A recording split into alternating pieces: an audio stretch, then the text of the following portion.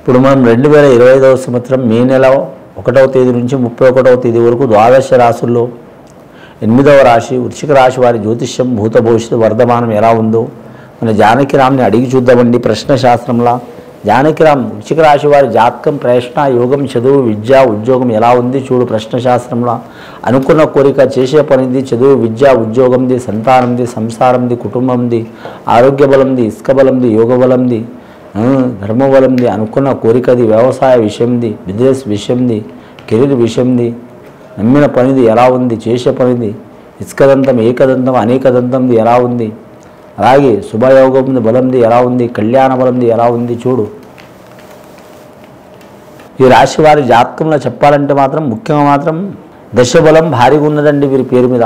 వృశ్చిక రాశి వారి జాతకానికి మొత్తం నవగ్రహ యోగ బలాలు వచ్చినాయండి వారి పేరు మీద. నవగ్రహ యోగ బలాలు వచ్చింది, జన్మకుండలి వచ్చింది వారి పేరు మీద. వృశ్చిక రాశి వారికి జన్మకుండలి వచ్చిందంటే మాత్రం వారి పేరు మీద మాత్రం చాలా వరకు శుభయోగం కూడా ఉంటుంది, అశుభయోగ బలం కూడా ఉంటుందండి. వారి పేరు మీద చూడాలంటే మాత్రం ముఖ్యంగా 3 గ్రహాలు అనుకూలంగా ఉన్నాయండి వారికి, 6 గ్రహాలు ఇబ్బందులు ఉన్నాయండి వారి జాతక బలానికి. 3 గ్రహాలు, ఒకటి మాత్రం గురుగ్రహత అనుకూలం ఉంది కాబట్టి వారికి ఎక్కడ పోయినా ధనానికి మాత్రం లోటు ఉండదు వారి పేరు మీద. ఏదన్నా ఒక రకంగా ధనం అందే అవకాశం ఉంటుంది. వారి కుటుంబంలో మాత్రం ఒకరు కష్టపడేది పోయి 4 కష్టపడి సంపాదించే అవకాశం ఉంటుంది. కొందరు కష్టపడి సంపాదిస్తారు, కొందరు తెలివితో సంపాదిస్తారు, కొందరు మాత్రం అనుకోకుండా అదృష్టం వరించే అవకాశం ఉంది. వీరికి కష్టపడి సంపాదించే యోగం ఉంది, తెలివితో సంపాదించే యోగం ఉంది. అలాగే అనుకోకుండా వీరికి అదృష్టం కలిగే యోగం కూడా ఉన్నది వీరి జాతక బలానికి. అలాగే వీరి జాతకంలో చూడాలంటే మాత్రం శని పంచమ స్థానంలో నడుస్తుంది కాబట్టి మాత్రం అన్నదమ్ములతో, అక్క చెల్లెలతో, అలాగే సంతానంతో, కుటుంబంతో విరోధాలు తప్పవండి. చిక్కులు చికాకులు చాలా ఉంటాయి.